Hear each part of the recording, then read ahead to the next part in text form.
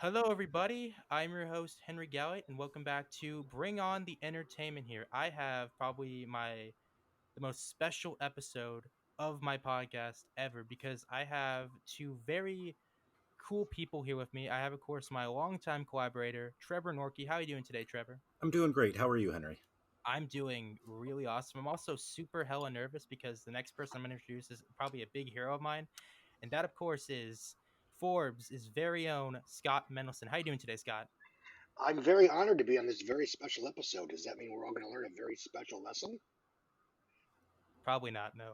But No, actually, well, nonetheless, I thank you very much for having me. It's a pleasure. no, dude, thank you for coming on to this show. Like, seriously, this is gonna I hopefully, if this all goes well, this will go to more high profile videos and stuff like that. But anyway, so I want to give an introduction to who you are though, because you have a phenomenal history in the film journalism space. There, you've written for Forbes, BuzzFeed, I believe, and you've been doing this for around 30 years. So I'm not gonna give you any names there. So I'm gonna let you explain that because I think if there's anybody that can explain it, it's totally you, right? I appreciate that. No, I've been doing this as a job for approximately 7.5 years. I've been doing this as All a right. hobby and or job for approximately 12 years, a little over 12 years. I've been following the industry in terms of domestic box office marketing and yada yada yada pretty much since I was 8, maybe 9. Wow. Um, Damn. it got comparatively, it went from trying to find a copy of the USA Today on Monday morning to get the weekend numbers, to staying up to watch headline news on Sunday night to get the first few, the top weekend estimates for the first, top 3 or 4 movies, to hey, look, now there's an internet and I can get this stuff, on Sunday morning, and so Yeah. forth and so forth. Um, I got my first Entertainment Weekly when I was 11. I Nice. followed the summer box office that year, 1991, a summer where you had a lot of movie, basically 3 hits: the Robin Hood, Terminator, and City Slickers, and that was about it. You had a Yeah. lot of movies that are considered generational classics from that summer that actually weren't terribly successful. Thelma and Yeah. Louise, Bill and Ted's Bogus Journey, Point Break, etc., etc. Um, and no, I've just been, as a layperson, just very much studying the box office as it existed up until about 4 months ago. Um, and it's just a matter of, I mean, I don't really have any kind of, secret magical powers or anything. I just have a very good memory for knowing what did what 20 years ago and what that Yeah. may or may not mean for what's coming out this week, in theory. Obviously, there's nothing coming out this week. Um, Well, we'll get into that I later. started doing my own blog in 2008 as sort of a hobby when I had my first kid. I kept at it, and eventually I got hired by Forbes to be one of their contributors, and Nice. that's been my job since then. That's pretty cool. So Oh, actually, I kind of wanted to get into some of your work here because I think your superpower is basically saying it as it is. Because my God, your titles are down to the point here. Because I think actually I got one right here. This is probably my favorite one here. It was actually from January 9th, 2019, and it says Jason Reitman is directing Ghostbusters 3, and it's all your fault. And that's just wow, that is, I gotta tell you, man, that is freaking hilarious, brilliant, and you go near the whole end here. It's really well thought out here, saying hey, the reason why this is happening is because we have not given enough energy to other films, and so Hollywood's now doomed in a recycled version of just the same stuff. And I think that's kind of our yes. fault. There are too many.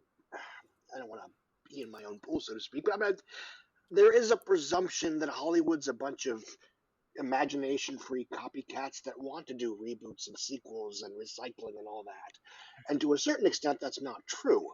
I mean, Yeah, if people would show up for, let's be honest, star vehicles, and that's the difference. When you had an industry where the franchise was the person, yeah, where a Tom Cruise thriller or a Will Smith sci-fi adventure or a an Eddie Murphy comedy was enough, then it wasn't a matter that audiences were more courageous and willing to take a chance on original subject matter and high concepts. It's that they went to see movie stars, and if there was a star they liked with a plot that sounded interesting and it had a good trailer, they would show up. Once you lost the allure of the movie star, and that's been a very slow process. Yeah, I mean, they've been threatening it for as long as I've been following this stuff when I was 10, 11 years old. But it's really come to pass in the last 10 years, 10, 15 years. Um, let's see. And but once you lost actors or actresses as butts in the seats draws, you no longer had the thing that you needed to sell the original concept. It wasn't that people in 1997 were courageous enough to show up to the Fifth Element in a way they aren't in 2017 for Valerian. It's that in 1997, the Fifth Element was, oh, it's a really expensive, goofy looking sci fi action adventure movie that's also a Bruce Willis action flick. And that was enough. But in 2017, there are no real equivalents to that. I mean, all due no. respect, uh, Dan Dian, is that his name? Who? The guy who starred in Valerian and Spider-Man 2 and Oh, Chronicle. And Dane DeHaan. Yeah, thank him. you. I'm terrible with names. That's why I Same here. always and he's not a name in that sense. So the idea of unforced, never before seen spectacle and amazing worlds, and that's not enough of a draw anymore, to the extent that it ever was. There are some exceptions. Um, one of those exceptions being is if the director is such a name that the director is the movie star. Yeah. And we see that with James Cameron. We see that with Chris Nolan. We see that, relatively speaking, with Quentin Tarantino, Yes. um, Wes Anderson on the art house circuit, Definitely. and so forth and so forth. But generally speaking, when you have an audience that only shows up for marquee characters, it's really impossible to get them to show up for anything new. And that's where Hollywood is right now. And they've been pretty much where they've been for the last 5 or 6 years, Yeah. because, partially because you lost the I'll go to a movie just to go to a movie crowd to streaming and VOD. Um, some of that is Hollywood's fault for spending 15 years trying to turn every vaguely talented, handsome white guy into the next Tom Cruise, Yeah. That's probably not the best idea in the and world. and casting them in legend again and again and again. The irony of that, Yeah. you know, um, Definitely. and what happened, the allure of the four quadrant tentpole, the global blockbuster, often franchise affiliated, often specifically related to IP, was so alluring for about 10, 15 years that television and streaming kind of gained the upper hand in terms of providing meat and potatoes entertainment, in terms of movie stars, in terms of original content, in terms of adult skewing subject matter.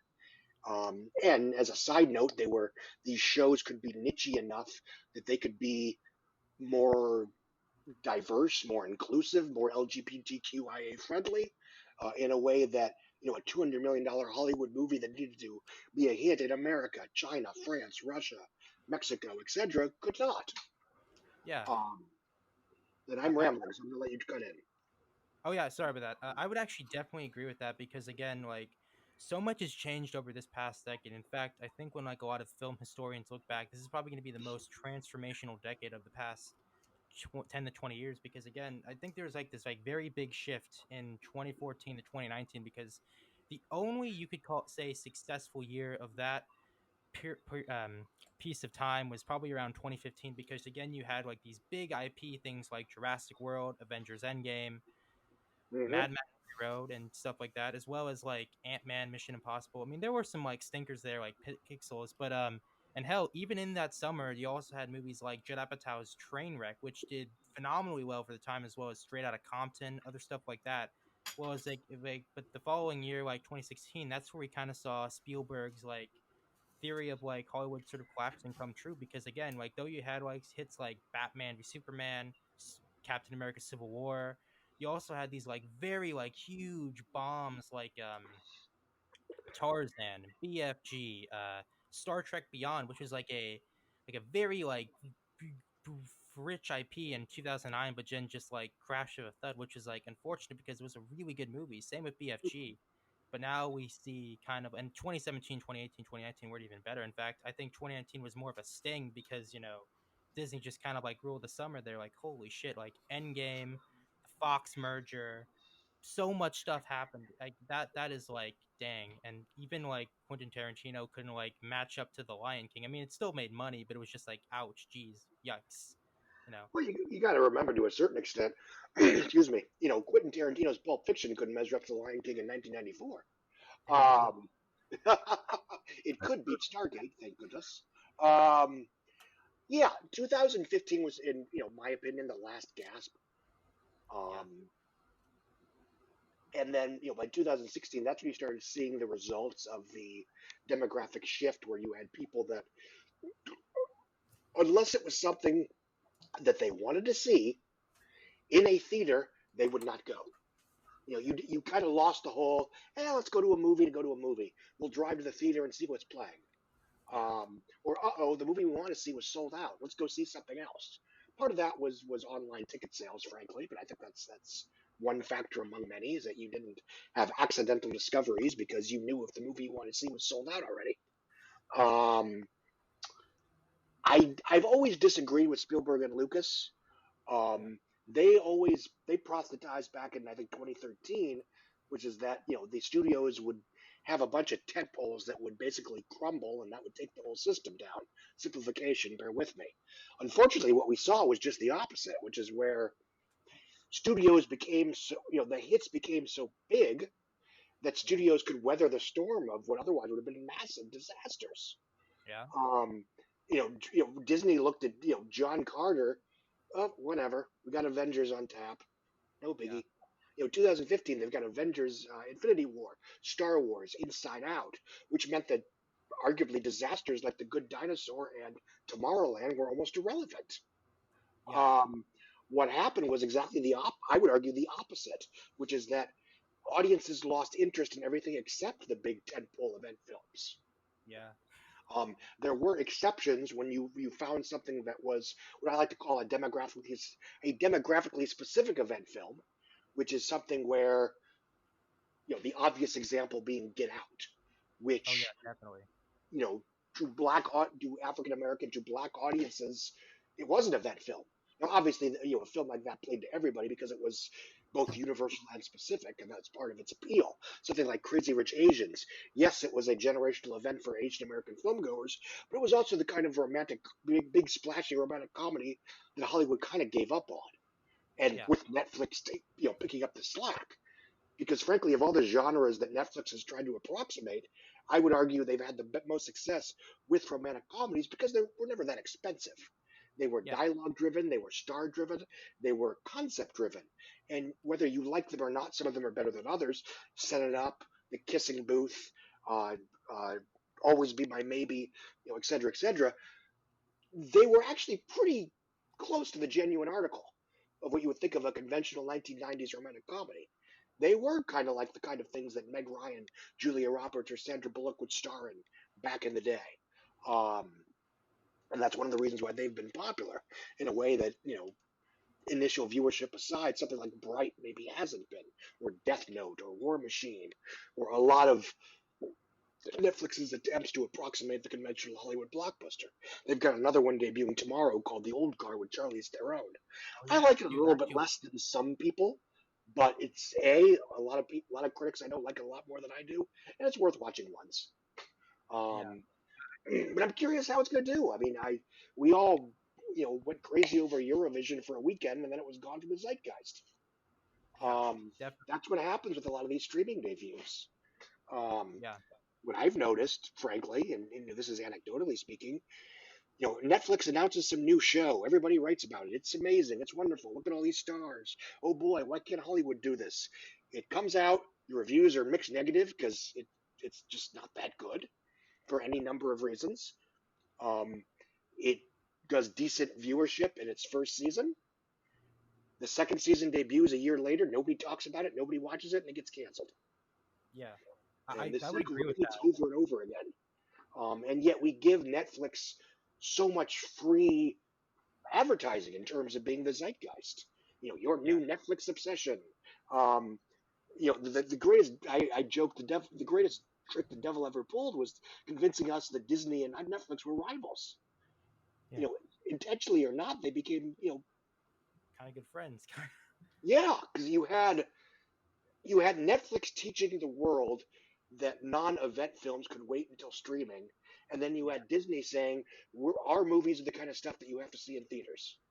yeah, uh, Um, totally. If I may cut in here, I would actually want to ask you something here. So like going back to the what was I about to say? So I actually think the reason why Netflix doesn't like stay in the zeitgeist is, let's say, something like on Disney Plus or HBO Max, is because like the thing about Netflix is that it, like, when you watch a season, they release every episode like on the weekend, which I think is gonna yes, like bite them in the ass, because again, the reason why TV shows have like longer legs than movies is because they're released week to week to week, and so people can have like this like conversation like, oh, here I watched this episode, here, spoiler, oh wait, I can go watch the other episodes to catch up. So it's more like a, okay, if you want to stay, that's why the fucking Marvel movies are like so successful. It's because they've sort of tapped into that audience, saying, hey, if you want to check out this, here, there, this, and you know, we'll see how it goes the next couple of years. And spoiler, it's probably going to be okay. But the thing is that you can't just win the weekend. You have to win the month, right? more or less, and that's the irony of the Marvel system. Everybody likes to talk about how the Marvel Cinematic Universe is basically a TV show in movie form. There's some truth to that, but they also did something else, which is unlike a lot of streaming shows that we see, they're not paced for the binge. Each Marvel movie is probably 80 to 90% self-contained.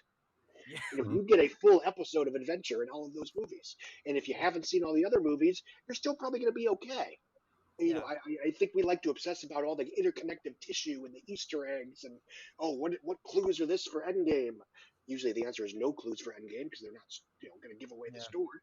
And they maybe Endgame's not written yet, but you can walk into Thor Ragnarok without having seen Ant-Man and the Wasp. You could walk into Black Panther without seeing Captain America the Winter Soldier.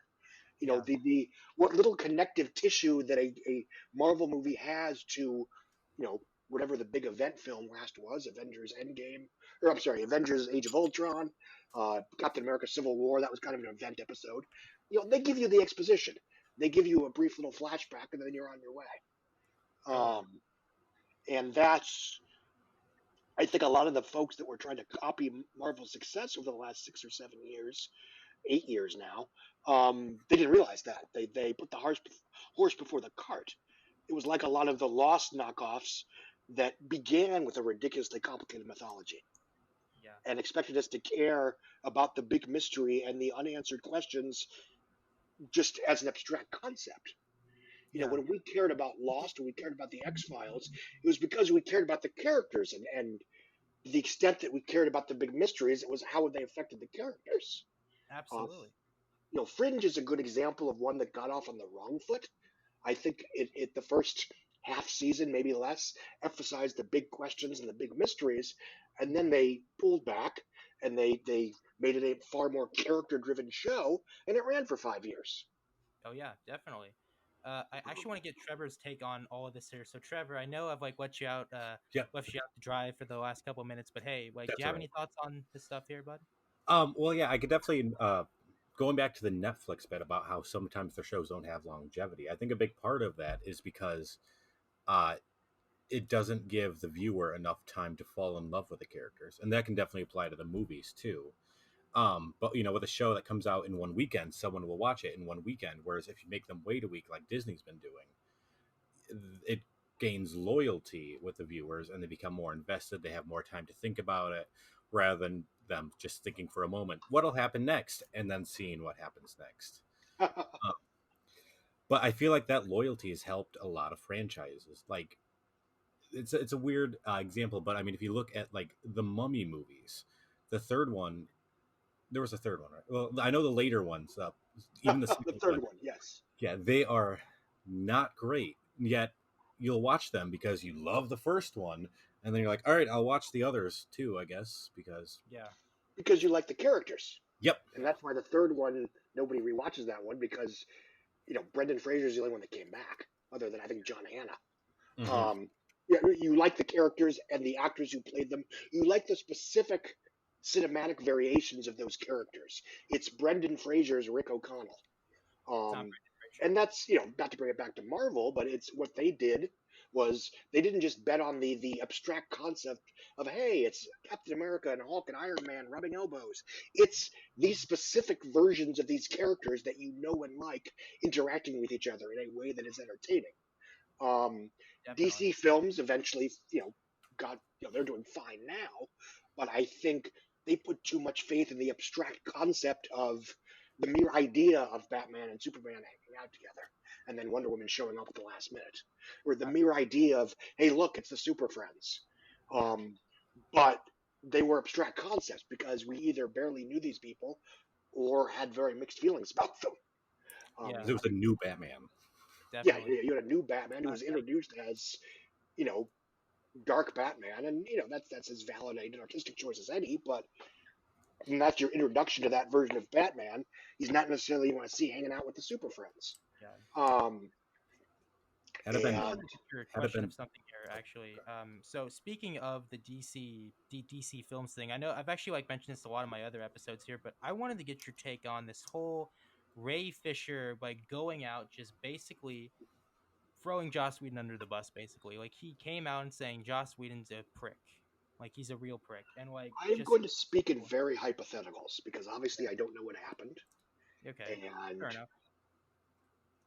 if Joss Whedon was genuinely abusive, Yeah, verbally, physically, while on set, then by all means, there should be consequences for that. yeah, My fear, and this is total speculation, is that this is a situation where people involved with the quote unquote Joss Whedon cut were yeah, basically saying, oh, the Zack Snyder cut's no good. It's, blah, blah, blah, blah, blah. Basically, grade school buffoonery that yeah, very much hurt the feelings of some of the people that were more invested in the Snyder cut. And then Ray Fisher, in very obtuse, very vague language, described it as, bullying and abuse, yeah. and in a way that grabbed two other people that, as far as I know, weren't even that much involved in the making of that particular picture at that point, as Totally, glorified accessories. definitely. It's the simplest explanation is that yes, Josh Whedon has a history of being not always super awesome on sets, and this was another example of that. Yeah, The more complicated scenario is that no one really wanted to be there. It was a really awkward production, especially when everybody came in and took over, and that maybe some unkind things were said from one adult to another adult in yeah, the earshot of other adults. And just like the way too many people reacted to the Hillary Clinton DNC emails, oh yeah. no, they're That's saying funny. mean things about Bernie Sanders. That Yeah, that that conversation was then parlayed onto the internet as Josh Whedon is being abusive, yeah, using the I don't want to say because this is a cliche, but using the language of Me Too, but oh yeah, knowing that it would get that kind of reaction. yeah, Um, definitely. and again, I may be blown. The simplest explanation may be the right one. Occam's razor. Yeah. That Whedon was a jerk on the set, and so be it. Yeah, Uh, definitely. I just also wanted to get something else because there's actually something that kind of is related to that here, and it's not actually about the movie there, but like as I was like sort of like going through your work and getting through all your blog stuff, I've noticed that you have like a really big hate following with like a lot of people online. Have you heard of this guy named Film Gob by any chance? Like who? Film Gob, Film Gob, like it's film G I O D. don't.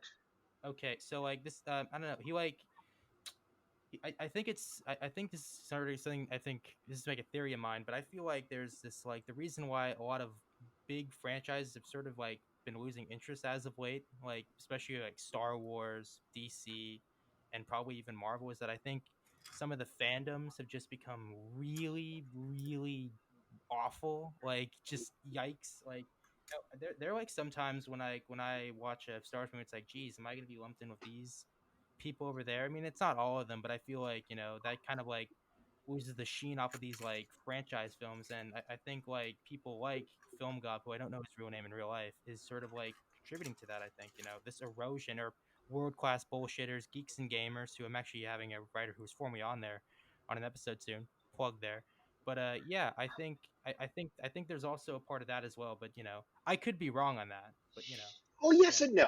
And the only reason I yeah, say no to any extent is we always have to remember that we live in an internet movie bubble. The internet movie, conversations we have, the debates we have, are mostly shared amongst ourselves. And definitely. I would argue that and that most people walk into a Star Wars movie with their kids. They sit down for 2.5 hours. They They never walk talk out. about That was fun. I enjoyed that. My kids liked it. They go about with their lives and never give it another second thought. it. Nice. Yeah. I would argue, that's where you see this weird disconnect with movies like Star Trek Into Darkness and Iron Man 3 and Star Wars The Last Jedi that get positive pre-release reviews, and then they get A grades from Cinema Score, which is people that actually saw the movie on opening weekend. And then you have this weird online echo chamber that convinces all of us that everyone hates the movie. Yeah. And that doesn't mean you have to like Last Jedi or like Star Trek Into Darkness or whatever. There are plenty of movies that for example, I hate Superman Returns. All right. We can go into why later if you want. Doesn't matter to That's all me. right. It's But cool. I am aware that that film got generally positive reviews before it came out, Yeah. and that my opinion was in the minority. Um, and same thing with the first Transformers film. That film got generally positive reviews when it first came out. I didn't care for it, so be it, whatever. But there is a difference between, I had a different critical opinion than most of my peers versus this film got good reviews. It was financially successful. Most audiences enjoyed it, as evidenced by, you know, cinema score grades and what have you. But then the post release narrative becomes, oh, nobody likes this movie, and the All right. franchise is doomed. Yeah. Um, and I would argue, without too much speculation, and that's kind of what happened with Rise of Skywalker, Yeah. which is that Disney kind of believed the Hubble. Yeah. They believe that, oh no, the reason why Last Jedi only made 1.333 billion while Force Awakens did 2.068 billion isn't because, oh, the Force Awakens was a once in a generation movie. It was the first present tense Star Wars movie in 32 years. It had Harrison Ford in a starring role. Every second Star Wars movie dips by about a third from the first one, whether it's Empire or Attack of the Clones. No, no, no. If the reason was that this movie was too different from the Force Awakens. If we get something that more closely resembles The Force Awakens, we'll get another $2 billion. Yeah.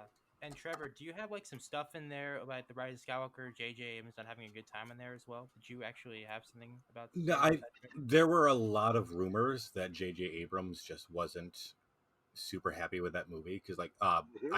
I don't know if there's actual truth to him, but there was a lot of speculation that he agreed to do it if he had creative control, and then they didn't actually give him much creative control. And if you watch the behind the scenes things, he had a lot. He would get very excited if it came to something like set decoration, but whenever he was asked about the main plot, he always seemed very self-contained and disinterested. That tracks both with, and again, this is all gossip, but I've heard a lot of the same stuff too. And frankly, it tracks with every other J.J. Abrams movie ever made. I don't like all of them, but they're all very well made pictures. Yeah. They all look more or less like the movies that they were intended to be, if that makes sense. Yeah. There are plenty of people that don't care for Star Trek Into Darkness. I'm not a huge fan of this first Star Trek movie for nitpicky, annoying reasons. I'm not big on Super 8, but they're very well made pictures. Yeah. They look great. They move. The character work is there. The dialogue is fine. Yeah. The plots make as much sense as they need to. Yeah. There's a difference between a well-made movie that I didn't care for whatever reason, and a genuinely bad movie. Yeah. I would argue Rise of Skywalker is the first genuinely bad movie he's made Yeah. in a Mm-hmm. way that, combined with everything else that's going on, I am not inclined to blame him that much for it. Oh, not at Yeah. all. I would totally agree with that. There's actually this actually kind of goes to another topic of mine, and going back to film fandom thing is that I feel like with the Rise of Skywalker, I believe that is the movie that Star Wars fans deserve. Like that's just me Yes, personally. I think it's the one that like some of them. some of them, Yeah. not all of them, but some of them, but a pretty good Hashtag chunk. not all Star Wars fans. Yeah, and Um, that's Star Wars fans. and And that's why also, it made me so angry. Sorry, I interrupted you. Carry on. oh, sorry, no, you're good, you're good. You're good. Come on, no worries. And also there at least the Snyder cut stuff. Like, do you think this you think this gives power? Because like once the Snyder Cut was released, there was all these articles saying that the Snyder Cut rewards bad behavior. Would you agree with that Eh, a little bit? I don't. And again, All right. I know those are made in good faith, often written by people that took a lot more grief from DC fans than I do. Yeah. I take my share of whatever. I think there's a lot of them that think that I'm the devil, and fine. Yeah. But quite frankly, I'm a white guy, so I already have a demographic advantage against cyberbullying. Oof. Um, I think the center cut's a weird situation because you got to, the circumstances in which it was greenlit, for lack of a better word. We're in the middle of a pandemic. Yeah. They've already delayed The Matrix out of summer 2021. They delayed Batman out of summer 2021. They had to move Godzilla v Kong, which was always a commercial coin toss, into summer 2021 instead. They Yeah. don't have an A level, A plus 800-pound gorilla picture in theaters in summer 2021. Um, Now, the Snyder Cut will not be in theaters unless there's some kind of one night only fan event. I really No hope way. there is because I want to They're see not it gonna live. make money off of that. Well, no, I mean, one night fan event, they'll do it like for charity or something. All right. Um, I hope so because I want to see it in IMAX. Okay. Um, I For mean, 5 hours. regardless of whatever you think about any Zack Snyder movie, they all look very nice. Yeah, that is true. Um, I mean, we can debate Batman v Superman all day long, and I think the director's cut is a noble failure that has aged well now that it's no longer within a cinematic universe or Yeah. responsible for launching one. But Larry Fong's cinematography is friggin' awesome. Yeah. Um, but as far as that, I mean, it was about promoting HBO Max. It's about getting people to pay 12 to 14 bucks to subscribe to HBO Max and hoping they don't bother to cancel. Yeah, that's It's true. the same reason, no one's giving Disney similar grief for spending $70 million on Hamilton, Yeah. a film that caused what 500,000 new subscriptions, which would be the equivalent of a $3.5 million opening, or excuse me, Yeah. a $5.5 million opening weekend. Yeah. Um, That wouldn't mean and anything. will those people stick around? Maybe. A lot Yeah. of them probably will. But do we know that for sure? No. Yeah. And that's why it kind of drives me nuts in the whole release Black Widow on Disney Plus, release Mulan on Disney Plus. Like, no, these are movies that are going to make, in an ideal circumstance, 550 to 1 million to 1.1 billion dollars. Sorry, I have the hiccups. Excuse me for a second. Oh no, you're good. Um, I'm actually really glad you actually sort of like because that actually gets to our next topic, which is I know we're jumping around all over the place, but damn, I'm getting fired up with this conversation. Like holy shit. Anyway, this kind of goes into like what's happening now in our current situation with the pandemic and how like the fact that China which is like a big movie market that not a lot of people realize, and it's kind of stupid. They go through saying, "Oh, we shouldn't tailor to China." It's like I mean, we probably shouldn't, but that's like a big market, and like 40% of the theaters are like gone.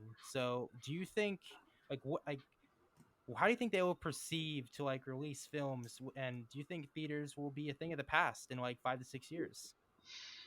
5 or 6 years, maybe, but Yeah. not so much just because of the pandemic. All right.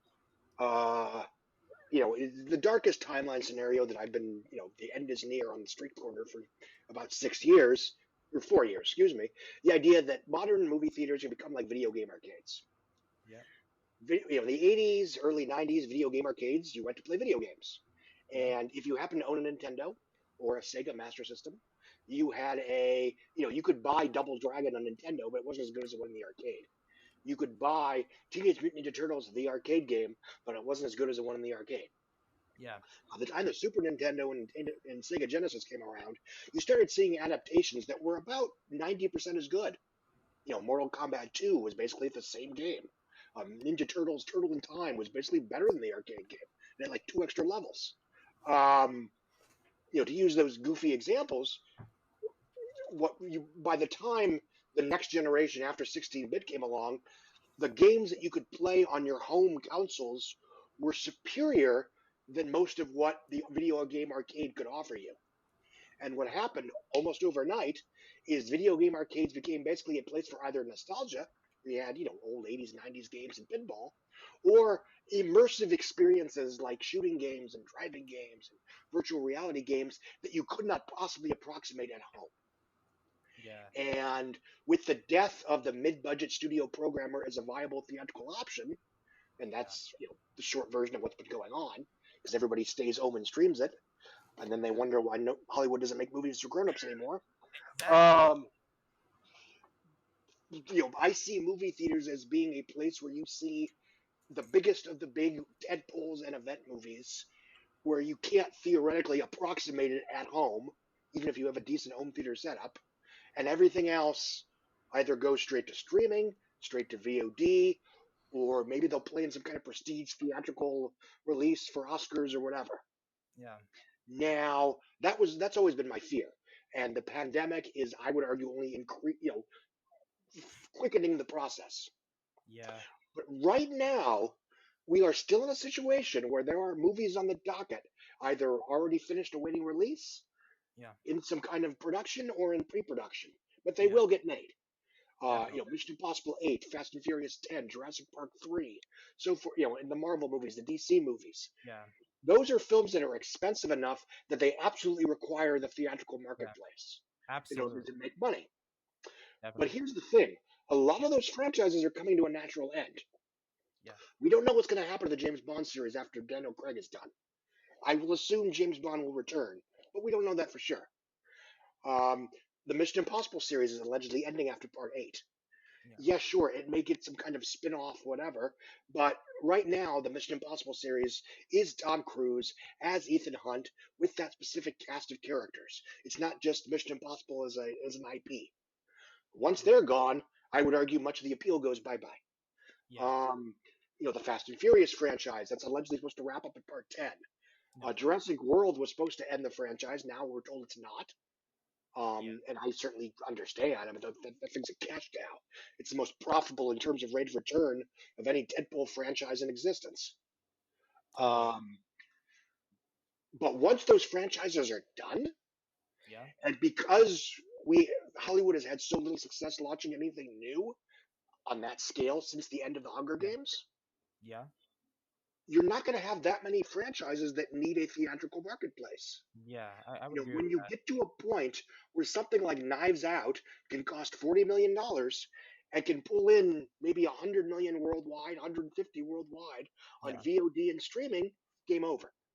Definitely. I would agree with that. There's also one other thing about Universal that I also found kind of like I just found this out here. So over the past couple years, they've actually acquired two big studios here. So the first one being DreamWorks, like that is like Yes. huge. That is huge. And the second one being the Lego IP, which is like which I at first thought that is such a stupid idea to let that go, Warner Brothers. But then I realized like the box office for those have just been declining. Like Lego Ninjago and Lego Movie both like flopped, right? Yeah, those are damaged goods. Yes. I think the success of the Lego movie was because it was a once in a generation thing. It was the first Lego movie. It was unexpectedly good. It tapped into the zeitgeist, yada yada yada. The Lego Batman movie was popular because it was a Batman movie. Yeah. I think other than that, because you didn't have marquee characters, all due respect, nobody cared about the further adventures of Lucy and Wyatt, even though the Lego Movie 2 was actually as good, if not better, than the first one. Oh yeah, dude was Nobody way showed better. up. Just like, comparatively, they didn't show up to Secret Life of Pets 2. They didn't show up to Angry Birds 2, even though that one was better than the first one as well. Yeah. Um, and there was a good chance they weren't going to show up to Trolls 2. That's a big reason why Universal did what they did with the VOD thing. Yeah. That could have easily been we were only curious the first time sequel. Yeah. Um, so, I mean, I would argue Lego and DreamWorks are both damaged goods. Yeah. And I say that as a longtime DreamWorks fan Yeah, because definitely. right now the mere idea of $100 million, $150 million animated film is no longer an automatic event the way it was in the Definitely. 2000s and the Yeah. early 2010s In when fact, DreamWorks was kicking ass and taking names. It was definitely. right up there with Pixar and Disney. Yeah. Um, Illumination is now that property. They are, you have Disney, Pixar, then Illumination, and they're neck and neck in terms of commercial, whatever. With the caveat that Illumination movies are a lot cheaper. They cost around 80 million bucks a pop. So when Minions, when Despicable Me 3 makes $1 billion on an $80 million budget, well, you do the math. But Universal right now is in a healthy place because they do have franchises that aren't dependent on superheroes. They have Fast and Furious, they have Minions, they have Blue Mouse. Um, They also have like I say they have like an ace up their sleeve too as well. They actually have yes. like two actually like a good catalog of like high profile directors that Hmm. they may not bring the big bucks, but they'll still like make a profit. Like I think that those Yes. two would be Judd Apatow, um, M Night Shyamalan. Even though his movies are controversial, people are still going to go Oh check yeah, them out. he And never stopped being a box office draw. yeah, Um, and it's ironically, the one movie of his that outright flopped was Lady in the Water, which good for him because then most of his fans didn't see it anyway. So yeah, that's not one associated with a tarnished brand. definitely, It's a little more complicated than that, but yeah, but it's yeah. But you're right. You're absolutely right. Bloomhouse brings with it certain prestige directors. Now they've got Leo Winnell in the sandbox, yeah, along with Jordan Peele, and who sometimes works with Bloomhouse, sometimes he does his own thing. And M Night Shyamalan. Um, they're still trying to get they're still trying to get James Wan over from New Line. definitely. Um, and I think the fact that they may have succeeded says a lot about Warner Brothers right now. Yeah, like I actually want to go into your state. Like, what do you think of the state of Hold on a like second. what is Can the you hear state? me? Oh yeah, I can hear you, Trevor. Okay, Trevor does not have my audio. Oh, he doesn't. Okay. Yes. One Let sec me here. Uh, see. so let me see here. Sorry about that. No, no, it's okay. That's cool. So I'll see what I can get here, but I actually wanted to get your like questioning on like what is the state of the other studios because now that Fox is owned by Disney, I have a sneaky suspicion that something like Paramount or Sony will be scooped up by like one of the bigger studios. Yeah, I can hear you by the way, Trevor. Speculation, but I think there's a lot of smaller studios that are trying to bide their time until they get bought by somebody bigger. Yeah, Um, I could see a situation where Viacom sells Paramount to Netflix, yeah, or they become, they sort of merge. It's less of a, one buys the other type thing. Because they certainly have, are working together quite a bit. yeah. Um, right now, you have Disney's Disney. Yep. Um, Actually, no, people right that work. now, they are kings of the four quadrant. Got to see this in a theater fantasy franchise tentpole. For Yeah, now, for now. I don't know. For this was supposed to be the year that everybody else fought back, Yeah, and that's the cruel irony of this. Is one of the reasons Disney was so dominant in 2019 was intentional. They had a fire sale. The last Star Wars, the last Avengers, the the last second Toy Story. Frozen, the last what? The last Toy Story, Lion Yes, the King. last. Yes, yeah. Both of those popular Katzenberg animated films both got remakes in the same summer. Yeah, Um, Captain Marvel, even Dumbo. They even moved Maleficent 2 up to. Yeah, the reason for doing that was twofold. A, because everybody thought Bob Iger was retiring. They want to yep, give him a victory lap. B, they want to get that stuff onto Disney Plus sooner rather than later. yeah, This was always going to be a growing pains year for Disney. yeah. And this was supposed to be the year that Universal fought back, pardon the cliche, with Minions 2 and Fast and Furious F9. Those were the two most likely $1 billion films this year. Yeah. So, Um, and Warner Brothers was going to have Wonder Woman 1984, which was probably going to be the biggest domestic grosser, give or take. yeah, absolutely. Unless Black Widow overperformed. Uh, Tenet was going to be huge. I don't think Yeah, it was $1 billion huge, but it would have done very well. around Uh, 700 million, I would predict. yeah. Well, you got to remember is that Inception did 824 in a much more generous theatrical marketplace, and it had an easy to explain concept. It's Yep, a heist movie in dreams. It had Leonardo DiCaprio was in the leading of course. role. Yeah, dude, definitely. Um, and it was off the coming toward the end of a pretty awful summer. I don't know if you remember that or not. Actually, I do not remember actually about that. Uh, Shrek 4 was not good. Prince of Persia was not good. Sex and the City was not good. Yeah, that was pretty Iron Man 2 was comparatively not good. Eclipse is not the best Twilight film. The Last right. Airbender was not good. Alice in Wonderland was not good. Um, there were some good ones. Despicable Me, The Karate Kid, Toy Story 3. Um, but in terms of big blockbustery movies, it was Pretty it bad. was the shallow end of the dream pool. Definitely, I would agree Um, with that. and that's one reason why Inception was as leggy as it was, is it was there was nothing else before or after to compare. Um, and but yeah, I mean, when I say Tenet wasn't going to be that big, oh no, it might have only done Interstellar numbers, Oh which is God. 188 domestic and 677, I think, worldwide, which would have been fine. will Oh, the still be fine. Whenever it does eventually come out. yeah. I Um, actually wanted to talk to you about that specifically because Christopher Nolan has been like very intent on like releasing that movie in theaters and being the first one. Do you think that's a good news for Christopher Nolan, like in any way? no, but I have to believe, as much as we like, you know, throwing the narrative of Chris Nolan as this my way or the highway tyrant, I have a tough time believing that the guy that directed a single $200 million picture is bossing around a multi-billion-dollar corporation. Well, Um, I think they are trying to humor him as best they can, and they have their cake and eat it too kind of scenario. Um, I believe he is aware that releasing Tenet now is going to result in less money, and he's okay with that. I also think he is viewing the film as sort of a temporary lifeline between now and when theaters get back to normal. all If right. the theater industry overall could afford to just say to heck with it and wait till 2021, that's what they Yeah, probably would do. definitely. But they can't afford it, unfortunately, Yeah, for a number of reasons. Some self-inflicted, some not.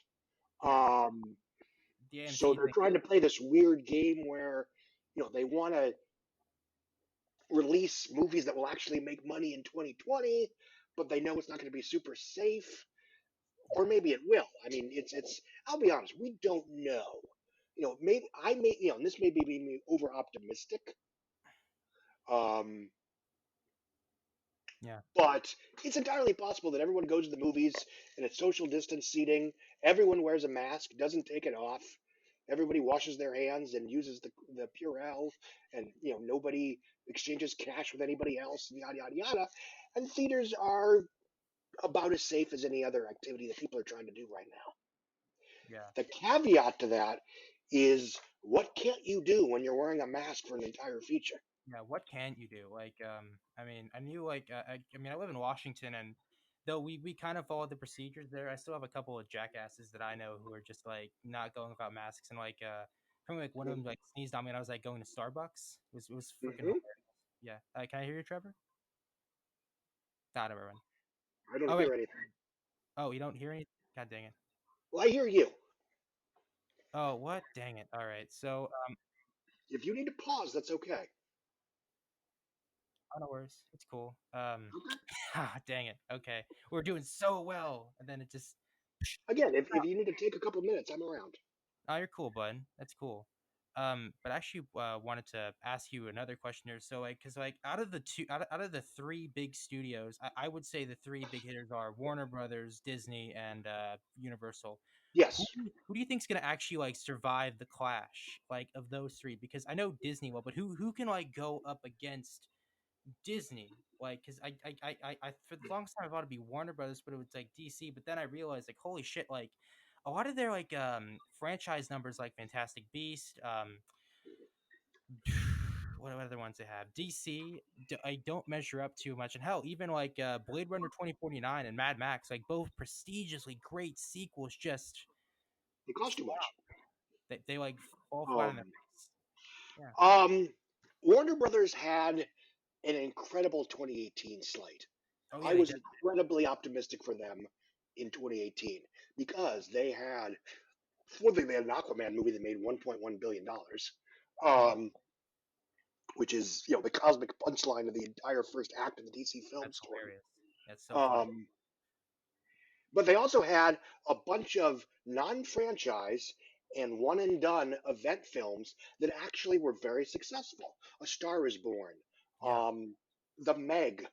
That was the first co-pro China Hollywood production that actually did well in America and China yeah, of, definitely. of a certain budget. The Foreigner was a $30 million cheapie. That's a different story. Yeah, Um, cheapy. I like that and word. great movie, but we're different playing field. Um, they had A Star Is Born. They had a Ready Player One. A one and done, uh, concept driven. And yes, the source material is very popular. It Yeah, did $580 million, including 229 in China, yeah, which goes to my old thing, which the whole, I, in terms of appealing to China, yeah, don't. I yeah, mean, yes, don't get banned in China because of content. I get that. as frustrating as that is. Yeah. But China has their own local blockbusters right now. They Yep. have the last 5 years. Yep. Monster Hunt, The Mermaid, Operation Red Sea, Wolf Warrior 2. They don't need Hollywood movies that are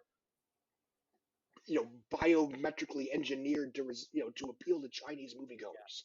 When you look at the stuff that they have embraced over the last few years, it's been stuff like Coco, it's been stuff like Ready Player One, Aquaman, um, sorry, I had the Meg, The Meg. um, and yes, some of them had quote unquote Chinese friendly elements, but generally speaking, they were just really weird, specific, individualized, far out flung Gonzo Bananas fantasy pictures. Yeah. And even something like, films that, frankly, films that do very well in China are movies about American history, like Green Book. Definitely. I would totally get that there. Um, so, Yeah. I mean, don't pander to China in terms of what your movie's about, Yeah. but because, you just, the skyscrapers and the Great Walls and the Warcrafts, those films don't do well. Yeah, definitely. And that actually goes Um, back to something about Disney as well, because I actually wanted to talk to you about this here as well. So we get a lot of complaints about Disney and like, oh, they're a big thing. And yes, they are big. But the thing that I always get very frustrated about is that they don't make original content. And I'm like, the reason why is because like you don't go to see it like yeah, here's some great examples here. Queen of Cottonway, Tomorrowland. Fuck, like Artemis Fowl would have like bombed. Like that would have like blown up in their face. Like just it's also a terrible, terrible film. it's an awful movie, Um, but yeah, you know. no, you're right, and that's something I've whined about for years because it's, and I mean, I know for a fact that the people who greenlight Disney movies would rather have both slices of cake. Dude, They'd definitely. Like rather score with McFarlane USA and Captain America: Civil War. Obviously, a differing whatever, but if people don't show up in theaters, you can't expect publicly traded companies to lose money, often lots of money, on projects that they know are going to lose lots of money because art of the game, oh yeah. or for the love of the game. Sorry. Um, But I do think Universal's in a good place the next 2 or 3 years because they do have a bunch of very high profile franchise titles. They have the last two Fast and Furious. They have Minions 2. They Yeah. have two Halloween sequels. They've got, um, I'm sure there's something I'm forgetting. A Uh, Jurassic Park 3 Jurassic World. or Jurassic World 3, which off the top of my head is probably going to be the biggest film of next summer. Oh yeah, dude, definitely. Do you think it's actually gonna And make that? Do you think that's actually wait one sec here. I think he's got it here. I'm sorry, Okay. what was that? Oh, do you think Jurassic World's gonna actually make summer 2020 release date? Because I'm very skeptical about that because again, because like I know he's like had like 4 weeks of like film like of these dinosaur scenes he's already shot like VFX things, but like the thing's got to be like very like less deep into production. Like I would be shocked if I would be like shocked if it even like makes like late 2021 because you thing like a Mission Impossible that's like really hard is because like it's not very hard to film Um, just stunts, they but are trying, and yeah, if they don't make it, they don't make it. I don't think they are smart enough. They're not going to sabotage the movie just to make sure it's the release date. I We've hope not. seen them. Well, we've seen them throw Fast and Furious 9 to a year out of a a year later. They just threw the Halloween movies a year later. They're Yeah, willing to say, okay, this ain't going to work. We're going to open Jurassic World in June 2022. yeah, And I imagine if that happens, that's what will happen. yeah. Um, and the fact that they've got Fast 9 and Minions 2 already Yeah, on tap, they'll be okay. they're gonna be okay. Um, and but as far as the future of movie going, it's even if theaters can safely open and safely operate as long as everyone wears a mask, there's going to be a huge problem because if you're wearing a mask for the entire movie, you can't eat concessions, Yeah, and and that's that's how they make a lot of their money. Um, so I'm not sure how they're going to balance that. Um, so that's an issue. that's Um, Warner Brothers, I don't know what went wrong in 2019. I know that I don't want to speculate out of turn. There were changes in terms of who was in charge of what in terms of marketing, yada yada yada. yeah, And I don't like blaming marketing because 9 times out of 10 that wasn't the problem. yeah. That's it was mostly the movie there, and I actually would agree with you on that Well, because it's actually this interview with I think it was like with Todd Phillips. because he Yeah. said this like, one thing very up close. He said the problem with Warner Brothers is that they always shift regimes, and that was pretty like a prevalent with like the DC Yeah. films. Like after like Batman v Superman, there's like all these fucking like regime changes. It had Jeff Johns, other guy Peter Berg, Jeff Johns, Peter Berg, blah blah blah, blah Walter Hamada. It was just like it was like a circus of like people just going in and out and in and out and in and out. And that's what I think Warner Brothers has an issue with. And again, I think Warner Brothers is like probably like the last auteur like big studio, which Hmm. we need. We really do need that. They need movies from James Wan and Edgar Wright and Christopher Nolan. Like we need studios like that. And I think Universal is like kind of doing that with like their like Blumhouse stuff, but I think Warner Brothers is vital to the film industry. And I hope they don't go under, but they probably won't because they're like They're not AT&T. going to go under. I mean, it's, they're AT&T. They're huge. AT&T. Yeah, And HBO Max will provide revenue. I definitely. mean, I don't know whether it'll challenge Disney Plus or Netflix, but it's Yeah, so far I think it's an excellent streaming service. it is a great streaming service. I will agree In with that. terms of just movies, I would argue they've got better stuff than any of the others. I If for no other reason, they don't have any, you know, they don't have a whole bunch load of straight to video cheapies that are just there because they're there. God, I like how you term stuff cheapies. It's like so funny. It's great. Keep doing it. It's awesome. Well, no, it's it's if you liked A Quiet Place, then you'll love The Silence. Yeah. Yikes. That was gross. That Back was in really my days, we called those mockbusters, not Netflix originals. blockbusters. Yeah. Um, I'm sorry if I don't see Transmorphers: Fall of Man as the future of cinema.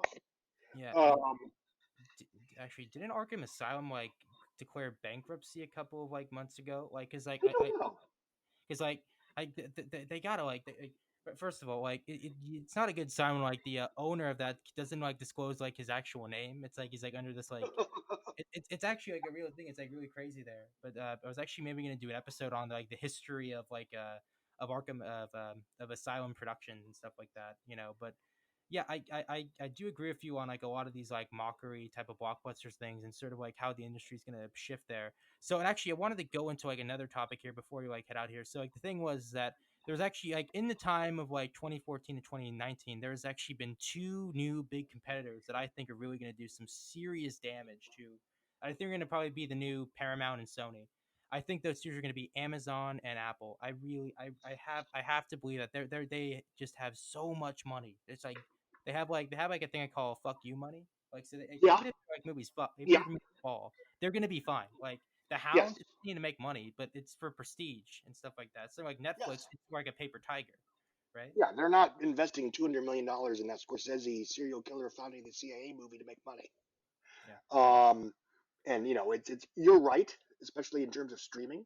yeah, I've always felt that the big three were going to be Netflix, Disney, and Amazon. yeah. I hope Apple succeeds only because right now they're not banking on IP and nostalgia. That's true. Um, but at the end of the day, Amazon has the advantage of people know what they are. If they subscribe to Amazon Prime for the shipping, they've already, they're going to find the content. With Apple, at the end of the day, you still have to convince people to sign up and, Yeah, for $5 a month for a service that they might not be familiar yeah. with, And and that plus, doesn't have any brands of that nature right now. well, yeah, and plus the thing about Amazon is that like they have like two like or actually I would say three hit shows actually. Like Miss Maisel and The Expanse, and of course like the real breakout hit The Boys. Like that show like is like overperformed, and like I guarantee that season 2 is gonna make a lot of money for like Amazon. It's What gonna be show is this? The Boys. Oh, The Boys. Yes, yes, yes. The Boys. That show is going to make money. It's a fresh IP. Like the fact that it just like came out months after Endgame was like perfect marketing. It wouldn't have succeeded. Like it would have been more genius if it came out like maybe like a month after The Boys, but 2 months it was just like perfect. Like to like balance out the other types of superhero films, and like a week after Spider-Man Homecoming and Lion King, it was like perfectly matched there. It was like really great for that. Um, yeah, I mean, Amazon will always be around because, as you said, they have money to burn, and the streaming service is not their primary revenue generator. Yeah. I mean, to the extent that Disney Plus is Disney's for now, especially once this all clears up. Disney's Plus is basically to entice people to buy more Disney merchandise. Yeah. It's not exactly a shocking Schmucks like revelation. me. Schmucks like me. Yeah, I mean it's and that's fine. Um, I don't know how Peacock's going to do, just because of the same reason. Yeah, It's an unfamiliar service. yeah. When does it launch? What does it have? Yada yada yada. Actually, it's Um, already launched, but like it's just been like very quiet. The reason why I think Peacock can kind of survive in this territory is because number one, it's ad driven. It's not subscription driven. yes. It's like bundled with cable, so like it has some safety nets in there. So even if it doesn't have like the biggest subscribers, it will like still like have oh like you can watch all these shows, but they're gonna have ads in them. So hey, buckle up, kiddo. Switch to cable. No, I agree. I think it's available for people that have subscribed to Comcast already, and I Yeah. think the launch date is the 14th, 15th. I I'm don't know. gonna I'll see. look I'm it gonna see up. the. I'm gonna see the Peacock release date here because like I think it's like because like I remember. Holy shit! It's already like I think it's like launched April 15th, 2020. So 2 months ago. Think about that. So there's like a new streaming service that we didn't know about until like July 15th, like which or July 9th, like right now. That's crazy. Regardless of what you July think of like 15th is when it goes everywhere. yeah. Oh, I see. That's why it is. But Yeah. the thing is, I actually haven't seen a lot of stuff of like Peacock because say what you will about HBO Max's like launch, but it was coming May 31st, and same with Disney Plus. Yes. Um, Definitely. and no, I mean, it is easy to presume that the content that these studios are producing or distributing are going to be intended for their streaming services in terms of not being as expensive, not requiring a theatrical model to succeed. There's a Yeah, lot of unknowns with that, but as definitely. long as they're still making 125 to 275 million dollar pictures, they're going to need movie theaters, Oh, definitely, and that may not be the case in 5 to 6 years. You're correct, but definitely. between now and then, I mean, without knowing the legality of this, I mean, I'm kind of surprised that Disney and the three biggies haven't stepped in and offered to bail out the theaters for now. Yeah, that's actually what I've been kind of wondering. It's like John Camp was even talking about that because like, dude, if like AMC actually goes tits up, like it's Yeah. game over. It's game over. Like Hmm. all the A-list subscriptions like will be gone, and like Cinemark will and Regal will soon to follow. It will be like it will be the collapse of Rome. Like it will be a Yeah. complete annihilation. Um, but it's we don't know, and We don't. unfortunately, the without getting political here, other parts of the world are doing getting a better handle on this than Yeah, we no are. worries. I have a political channel. It's all good. And I mean, I hate to even consider this possibility, but if I'm Disney, I'm thinking, especially if China opens back up, well, we could release Disney or Mulan in theaters everywhere but America. Yeah, but Um, yeah, what didn't like again? I probably said this before, but I believe like 40% of the Chinese theaters won't reopen. Like that's like a big number. Actually, I'm gonna make sure I'm actually like right on that because I don't want to like pull that out of my ass. oh, I've heard that too, and I Yeah, don't know if that's it's absolutely for certain or just what they're scared about. yeah, I don't know, but it's Chinese theaters here. So okay, let me see here. I know it's super unprofessional for me to do this right in the middle here. So No, you're right. It's June 1st, 2020. Thousands of theaters Chinese under threat of closure. Yeah, they're under threat of yeah. closure right now. Oh Um, dang. Okay, so it's not over yet, but it's like no. it's getting near to like at that one scene like in Rocky where God, what is the scene? I'm like a movie nerd and I don't even know the scene. It's like when Rocky's like beat down there and he's just about to like fall down. He gets the strength to get back up but hopefully that happens and hopefully he doesn't like fall and drip and die like a whimpered animal. But anyway, yeah, Didn't he lose that match? I think he did. I don't know. Maybe he did. Maybe he did. Rocky 15, everybody. I'm pitching it right Fair now. enough. Yeah. Okay. Um, Yeah, definitely. There was but actually yeah, like one more. yeah, yeah. Sorry. Do you want to get into a little more of that before we go into the No, final no, that's topic? I fine. promise. Then No, I'll let that's you out fine. of here. So there was like one other thing I want to talk to you about, and it involves like film journalism as a whole, and that is clickbait. I want to get your like feelings on that, like because I think it's become like a very big issue in the past couple of months, of years actually, not months, years. Like we got sites like We Got This Cover, Cosmic Book News, a bunch of other like really not reputable sources here, and I would like to get your like feelings on that front there because you kind of work in this space. I mean, you're more on the professional side, but I would love to see like your opinions. And the sad thing is, like a lot of these like fake stories get picked up by these big media outlets like Screen Rant and other places like that. And it's just sort of like, well, Jesus, like is there like any like credibility to film journalism anymore, right? Well, unfortunately, we're at a point, and I don't begrudge anyone Yeah, trying to make a living in this ridiculous industry. It's the decimation of the digital ad market by Google and Facebook was not the fault of the clickbait 2-bit movie sites. Um, it was who. and every consumer, including many that should darn well know better, has the choice to not click and not share something that's probably BS. I'm Yeah, sorry, but on what planet did you think that Disney was going to force Ryan Coogler to put Beyonce in Black Panther 2? yeah, That yeah, just made no sense. It's like, that's not, I mean, my thing was always, okay, this is probably BS. I'm not even going to talk about this, but if she's going to be in the movie, it's because he wants her in the movie and he has something very interesting for her to do. yeah. I Um, there's also this Whatever. other I one. mean, it's, There's also this other one about Black Panther 2 where but like yeah. Oh, sorry. well, Go ahead. I think it's more, what's even worse than that, because Yeah. this affects every, all the news sites, is when you have things like, Anne Hathaway made an offhand comment about Chris Nolan not letting chairs on the set. And it went Yeah. from, ha ha, that's funny, he's always standing, to Chris Nolan is an ableist who, has the same mentality as ruthless fast food managers. We should cancel Christopher Nolan. And it's Yeah. like, does context mean anything to you? Yeah. And the answer is no. And And the other that's one because and the that other stuff that gets covered in Variety, that covers in USA Today, Vulture, Vox. They get that gets covered in the legitimate sites definitely. because once the story becomes how people are reacting to a story, it no longer matters if the original story is true or has any substance. Yeah, that I would agree with And that. And the other that's case of that, another case of if you that want to was know how that started. If yeah, you remember that boycott episode 7 hashtag that popped up in October of 2015, I actually did not know about this. and it was on Twitter. It was basically someone threw out a hashtag saying boycott episode 7 Yeah, because of all the black people and women in it.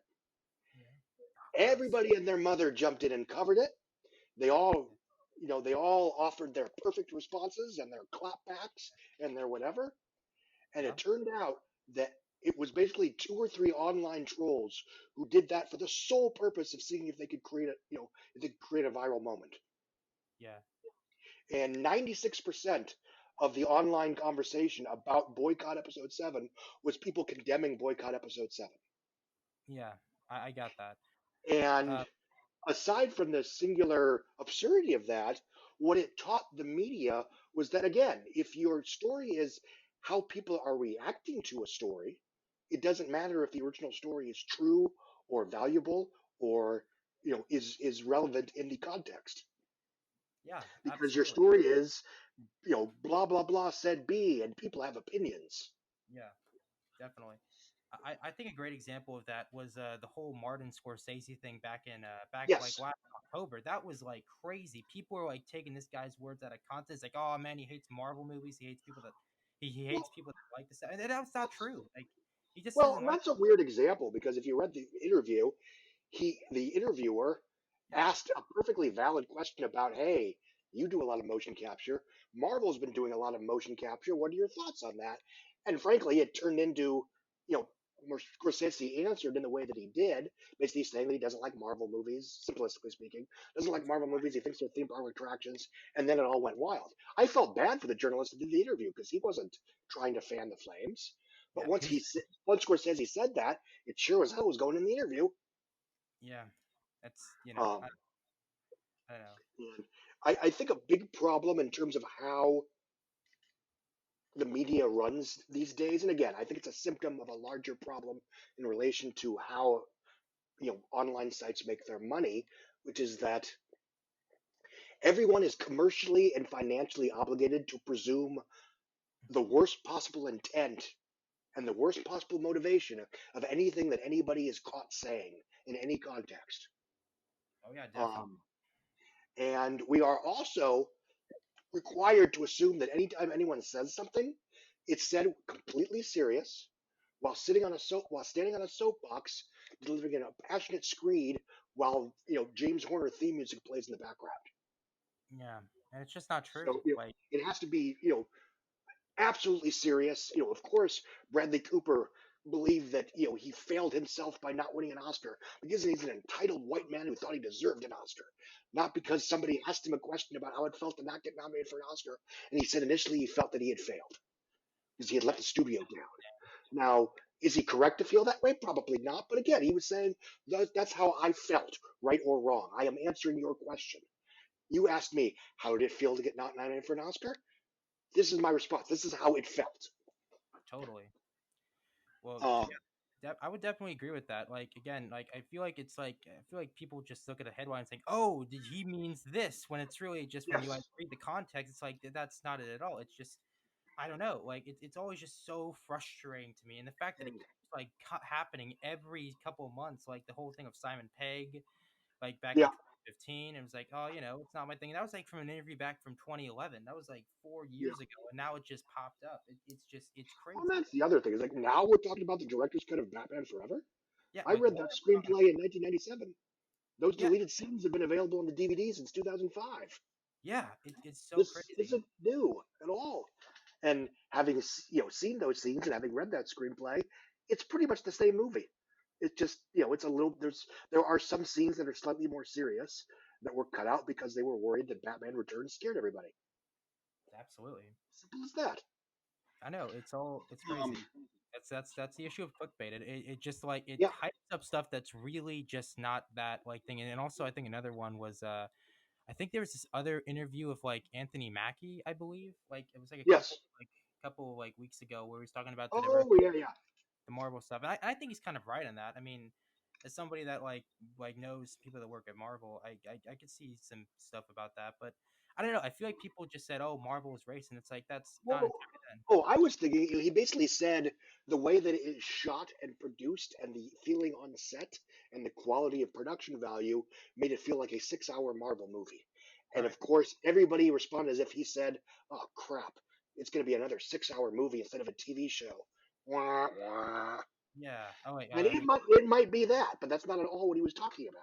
He was yeah. talking about the way in which the show was produced, not what the final cut will look and play like. Yeah. Definitely. Um, and as far as false movie news, again, generally speaking, most sites don't fall for that stuff. Yeah. I hope Um, so. I hope you're right there. but when we're living in a wild, wild west where there's no incentive for being honest. There's no incentive for being, for not running that rumor that you're pretty sure is garbage. Yeah. It's what Helen Mirren said in State of Play back in 2009, which is that a false story is more valuable than a true story because then That's you get the back and forth, which generates additional stories and additional stories. Um, and it's the environment in which we live, and everybody's got to make a living. And God knows I've offered some headlines that have made me sick to my stomach, but I know. it's sort of a I love my kids more than I like my readers kind of mornings. Oh, dude, dang. I mean, I disagree. I think some of your headlines are like brilliant. So hey, if you're the one if you're the one doing that, keep at it. If it's somebody else again, keep at it, man. Like holy Fair shit. enough. They're like they're really they're great click stuff, and I think you like I think the difference between you and like somebody from like I don't know Cosmic News is that you kind of like have the facts and the proof to back it up, and you also have like a pretty good writing style that sort of like makes the reader more engaged because if if I write something I'll just it'll sound like some like bland like seventh grade teacher wrote it, but with you you just say it as it is, and I think it's really good. And I very much appreciate that, but nobody reads it unless they like the headline. That's true, and you have good And headlines. that's I'll give you that. well, So hey, So, but appreciate it. by the way, for those who are wondering where Trevor is, his audio kind of like cut out, so he had to like leave. But damn, this was like a really good episode. I thought this was going to be an absolute disaster, but this was really good. Like I got fired up talking to you, man, and hopefully, if I get my other guests to come on for another episode, I would love to dissect like the differences between video journalism and written journalism. I would love to get your like takes on that, and I could see you guys like sort of like debating and stuff like that. That'd be pretty fun. So yeah, Okay, yeah. that sounds like a plan. Thank you very much for having me. No, thank you for coming on, man. Like again, this is like this was a great episode, and thank you all for watching. And yeah, this is I hope we get to meet up in the future. Absolutely. So that's gonna be it, guys. Thanks for watching, and have a good one. Goodbye. Thank you. Take care.